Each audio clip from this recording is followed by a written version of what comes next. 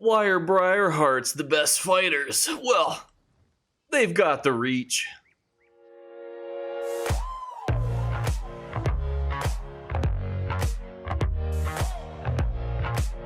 What's going on, YouTube? Today we're going to be talking about a higher tier conversation. We're going to put our big boy brains on because we're going to talk about the differences between consoles and how they affect you. I'm not going to steal that item there. Don't worry. I'm just going to look at it. So the reason I wanted to talk about this is because I think it's a concept that confuses a lot of people. Because, for example, there might be a thumbnail on somebody on PC making 500,000 gold per hour doing a gold method. But then there might be somebody doing the exact same thing on console, and it's worth like 50 to 90,000 gold per hour. Same thing, different amounts of money. Also, you might see somebody who's making different amounts of money and think to yourself, that's a lot. That's little baby boy money. But on their console might be worth big boy money. Because inflation affects everyone differently. There are items that are worth 4,000 gold on Xbox that are worth 40,000 gold on PC. And those are the items that we kind of need to get into this video so you guys can understand why the economies are so different and how to best understand that whenever you're kind of thinking about your economy and how you can make the most profit for yourself. And my co-host is here sitting on my knee. So if you ever had any questions for her, she'll be right here. And as a quick reminder, we are on the road to 14/15,000 subscribers. So if you wouldn't mind, hit the subscribe button. That would be much appreciated. But let's jump into the video. So starting us off, just to kind of give you an example, because this likely will frighten and confuse PC players that waxes can be so cheap. But this is a product of a couple things. And honestly, 4.9 thousand gold is probably the highest waxes have been in a couple months. And for those of you who watch my Market Watch videos, you know it's because of Mid-Year Mayhem. People are upgrading PvP sets that might not usually use PvP sets. So that's even why it's so high. When you consider that it's probably even higher than its traditional 40 to 50,000 on PC, you can see that there's a markup of 10 times. That means 10 gold is essentially on PC. This has the same value of 1 Xbox gold. And you can actually see that through multiple avenues throughout the entirety of the ESO economy. For example, crowns on Xbox NA are 100 to 1. On PC, they're 1,800 to 1 because gold is such differently valued. Now, this is very important because if you think about it logistically, to upgrade one singular set item to gold, let's do the math here right now. So let's say it's 50,000 gold on PC NA, and we were to do that, times 8. That's 400,000 gold to upgrade one piece of gear to gold. One. If you want to do that same, even at 4.9, it is 39k. So essentially, you could upgrade 10 pieces of gear before you would be able to even hit that 400k threshold. That's why I think that when people look at gold of people on consoles, it's such a different skew because for example, this character has 11.7 mil on them. You'd be broke. I could only upgrade a couple sets on, PC, but on Xbox, I can upgrade as many things as I want, pretty much buy anything that this character was need, hence all the furniture and the capped out houses with furniture pieces. But there's another reason for this. One of which is botting, which, we've talked about in other numerous videos, but there's actually an interesting distinction between the player bases. So when you're thinking about what sells on your server, this is the most important distinction right here. Think of ESO like a triangle, right? Any MMO like a triangle here. I've made one for you with my hands. At the top, you should have end-game players. In the middle, you should have mid-game players. And at the bottom, you should have brand new players. Here's the problem with PC versus console. And I even got confirmation of this when I was in Vegas with the developers, is that PlayStation and Xbox have the highest player bases and they have the highest new character growth of those consoles. And I think that there's a couple distinctions and reasons for this. One, Xbox is free on the Game Pass. Everyone that owns an Xbox and basically pays for ESO Gold, or Xbox Gold, I should say, can play ESO. They can give it a shot, see if they like it. PlayStation, for $8, you can play an MMO, and there's exceptionally small competition to do so. PC has pretty much everything. PC even has Xbox exclusives. You can play some PlayStation exclusives. It's got the highest MMO category of them all. So it doesn't see that same influx of new players. Generally, though, they get a lot of players from console who want to get to that, some might say, true end game, or more of the, I don't know how I want to describe this without getting in trouble. So I'll just say that, they might want to enjoy the add-ons. They might want to become in the PC community because that is, where, specific people like to play. Most content creators play on, PC. But as you can see by my button layouts, I am on Xbox. So I am not on PC. I do have a PC account. I did play on beta, but I switched to Xbox. So I'm not currently on PC anymore, but that is why there's a skewed economy, because on Xbox and PlayStation, you have that triangle, which means that people are farming, like new players are coming in and they're farming raw materials. And it is generally a decent gold making method for them if they would wish to partake in that.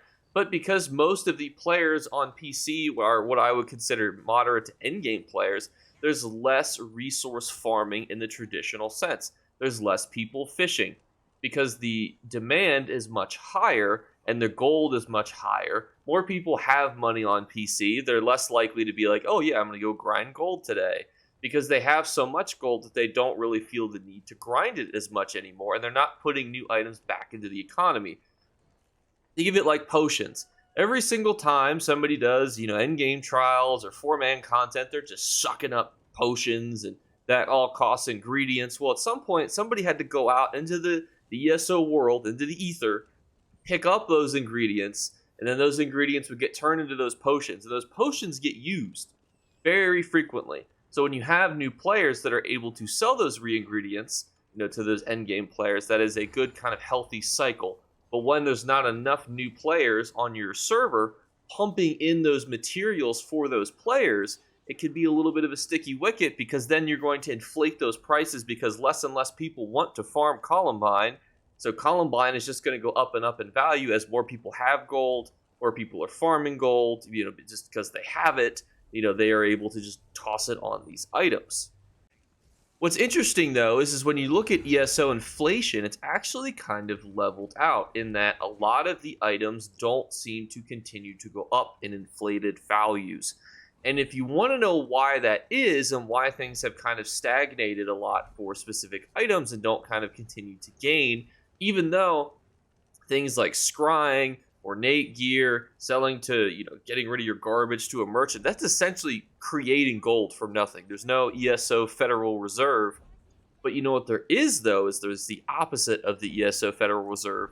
And that is when they added guild traders. It used to be, when you play on PC, you could just hoard your wealth and there was no real way to pull gold out of the economy. Because if you think about it, there's inflation and then deflation. Inflation is when you put gold into the economy. That's scrying, that's selling ornate gear, that's creating gold essentially for essentially nothing. That's inflation. Deflation is when people have to spend millions of gold each week on traders.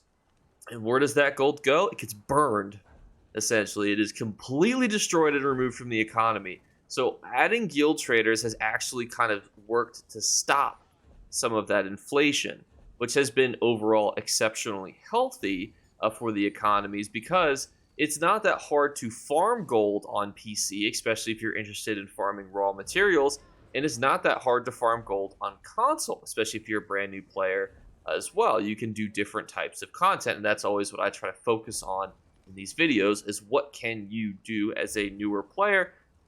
And I think that's my main motivation for this video, is so that you understand the differences, because so often people will not really quite understand the difference between the two of them. And, I'm like the gray Jedi here. I've walked both paths. I've played on PC, and I've been, I've seen all of their little exploits and things where it shows you all the raw materials on the maps and all the add-ons that play the game for you. And then I live this peaceful life, on console with essentially zero overlay, where I just live and smell the roses, and I, sell, things peacefully. So it's different. It's different, and that's the important distinction. And this also goes for PlayStation too, because it came out at the exact same time, multiple years later. Another thing that is just always funny to bring up, because somebody will, if I don't, in the comments below. There used to be a lot of exploits on the beta version of ESO, and it's not like they took the gold away from those players. There used to be things like infinitely farmable resources that would just stay there, and you could just click to farm it all day, infinitely. And there are people that still have all of the gold that they got from that, so keep stuff like that in mind also. This actually also plays another important distinction into another type of conversation that I plan to kind of make tomorrow when I talk about crown crates. I'm not going to get super far into it now, but I was looking at the gold, or the time through gold needed to basically buy 15 crown crates. And when you compare the time it takes for a new player to grind the gold needed on PC versus Xbox, it just feels so different. And that's what I wanted to highlight in the future video too, because I think that's why some people love them and some people hate them. So that'll be kind of a conversation that I have with you guys here tomorrow, because I think it's interesting that people can have such differing opinions on the same game because the economies are just so vastly different. So a millionaire on PlayStation and Xbox could essentially gold out 2 full sets with 1 million gold minus jewelry, versus on PC they could gold out 2 pieces of gear. So that's the difference when it comes to a millionaire on one versus a millionaire on another. This is another important distinction too when I talk about listing up items. So you can see, for example, that people here are selling items for not a lot of gold. However, and if you were on a PC, you probably would think to yourself, ain't no way I'm going to be selling these things for this little amount of money. But you have to think to yourself, well, 5 Stendar clamps 20,000 is probably the equivalent of 100k gold on PC. So these are all important distinctions that you have to make to yourself when you're trying to compare economies and gold methods, which is why, too, in my gold making method videos, I try to say if you're on PC, it's going to look like this, Xbox, it might look like this, PlayStation might look like this, because it is so different. The dues that you pay are about 5 times less. So if you actually had to quantify how much the ESO inflation was between Xbox and PlayStation and that of versus PC, I would say between the two main consoles to PC, it's about 5 to 10 times higher. So it means the items generally have 5 to 10 times higher value on PC versus Xbox and PlayStation. Whereas Xbox and PlayStation can be very similar, but because these economies exist in a microcosm, it's always very hard because, for example, you might have a very active housing community who loves housing, and that could vastly affect the economy for months, or people are just buying mundane runes and heartwood and all this other mumbo jumbo stuff, and that could really have a high impact on your local economy when it comes to specific items. So it's not perfect, but that is how you can kind of gauge those different types of things, and that's how I would grade them. And that's why I think that it's interesting is that there is such a distinction. Now, the next question you might be wondering is well, if it's 5 to 7.5 times higher, why then are crowns significantly higher? Based on that logic, they should be 500 to 750 to 1, essentially, on PC, but they're well closer to almost 2,000. And that comes down to the triangle that we were talking about earlier. How many players who have millions of gold are going to want to use their own money, their own wallet money, to buy things and sell it to another player? Very few. Versus on Xbox, people who want to kind of have a really good chunk of gold, are more likely to do it because there's less people with millions of gold on console, versus almost everyone on PC has over 1 million gold, just because of the length of the servers have been up, the amount of gold that circulates in the economy, the ease of access it is to get into the economy, because you could just start selling waxes, essentially, get 10 waxes, and you're almost up to 500,000 gold at that point. Versus if you got 10 waxes together, you'd have almost 40k gold, on console. So that's where there's a huge difference. And plus, too, with the new player influx on console, you have people who are much more willing to donate crowns to endgame players, so that way that the new player can get something that they want, which is being able to upgrade sets, have a really good little goose egg to upgrade and get into different types of content. That you buy some XP potions, some Skyreach runs, whatever. And then the endgame player gets to spend a little bit of their gold to basically get something from the crown store. They could buy DLCs, they could buy crown crates, houses, whatever. So that is the perfect trade-off, and that is that perfect triangle of endgame, middle game, and the new player kind of coming into ESO, and why it is such different, again, on those consoles. I know I'm whacking you guys over the head with this, but I think it's very important because I want you guys to be able to objectively look at things based on your server.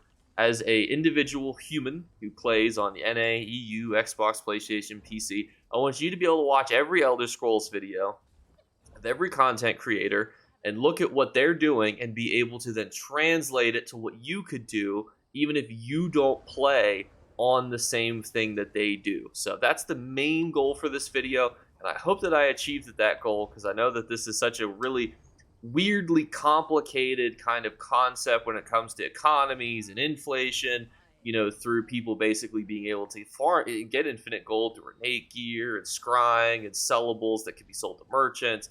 When you kill something and it drops just straight gold to you, that's gold created versus gold destroyed through like the guild traders and the mail system and COD and guild listings through house cuts and different types of things.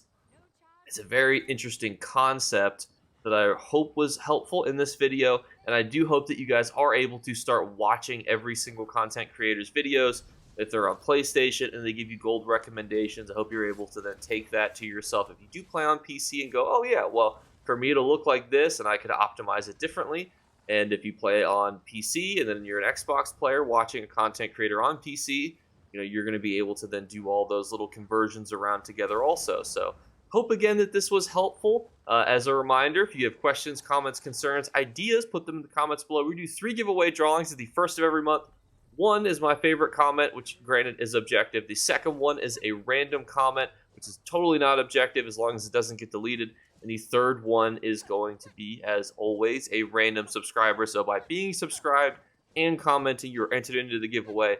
Thank you guys so much again for watching, and I'll catch you guys later. Bye, guys. Remember to like and subscribe to Jake Clips. Or you should. I might have to pluck your eyes if you don't. Or, better yet, I'll skip rope with your entrails. Do it now. Subscribe. Ta-ta. Off with you.